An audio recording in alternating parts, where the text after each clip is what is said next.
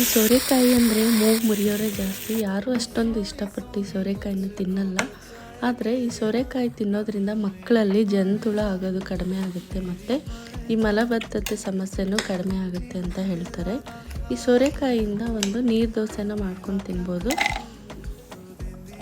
ಸೋರೆಕಾಯಿ ಮೇಲೆ ಸಿಪ್ಪೆನ ತೆಗೆದುಬಿಟ್ಟು ಚಿಕ್ಕ ಚಿಕ್ಕ ಹೋಳುಗಳಾಗಿ ಕಟ್ ಮಾಡಿಕೊಂಡು ಮಿಕ್ಸಿ ಜಾರಿಗೆ ಹಾಕ್ಕೋಬೇಕು. ಒಂದು ಸ್ವಲ್ಪ ಹಸಿ ಕೊಬ್ಬರಿನ ಹಾಕ್ಕೊಂಡಿದ್ದೀನಿ.